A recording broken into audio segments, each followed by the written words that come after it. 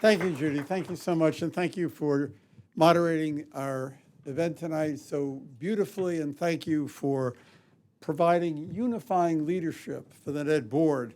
I also want to thank everyone who contributed to this event. Their names are in the program: the Herford Foundation, Bob Tuttle, Judy and Gil Shelton, and many, many others who are in the program.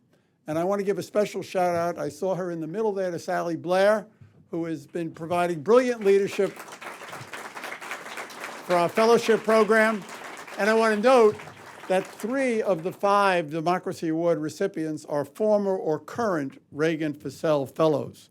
And of course, NED is very proud to be the focal point for the commemoration of the 35th anniversary of President Reagan's Westminster Address, which is one of the great statements of the American belief in democratic universalism.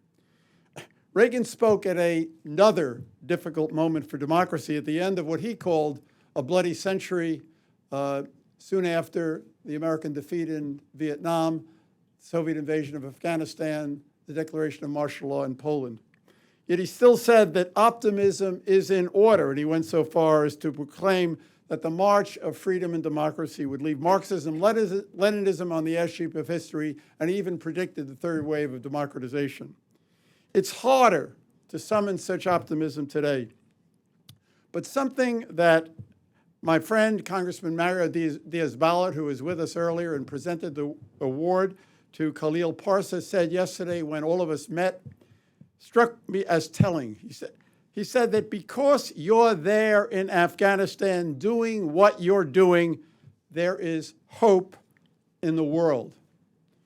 And that's just as true about what Rafael has been doing in Angola against extraordinary odds, what Claudia has done and continues to do in Guatemala, the brave stand that Cynthia has taken in Malaysia, and the platform for fighting corruption that Dennis provides in Ukraine.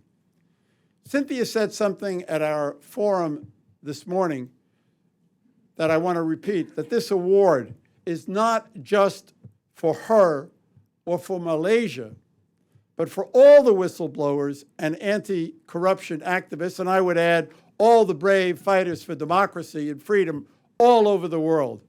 And they are all over the world, everywhere we work in more than 90 countries and beyond.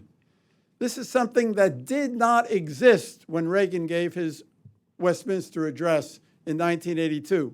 But today, these activists have effective and vigorous networks, extensive international support systems, and access to social media that gives them a communications and outreach capacity that is entirely new. And I think it is their influence that is the reason that Larry Diamond calls what he calls the democracy recession has not been a depression, and why authoritarian regimes like those in Russia, China, Egypt, and other countries have adopted harsh NGO laws and are taking severe measures to repress civil society because they're afraid of such grassroots movements and want to shut them down. That leads to something else that Mario said in our meeting yesterday with Khalil.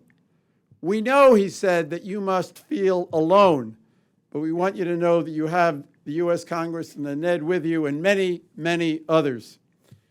As several of the awardees said this morning at our forum, we live in a world where the problem of corruption crosses borders through money flows and because people who are prepared to trade their country's future for their own personal enrichment, as Cynthia said, also exist throughout the world and have their own global connections, so that corruption is like a virus that can spread everywhere, even to this country. So in addition to the moral imperative for democratic solidarity, there is the imperative of national security and national interest. We will either hang together or hang separately, as was said during our civil rights movement. I want our awardees to know that they are not alone and that they give us hope, even as we try to give them hope.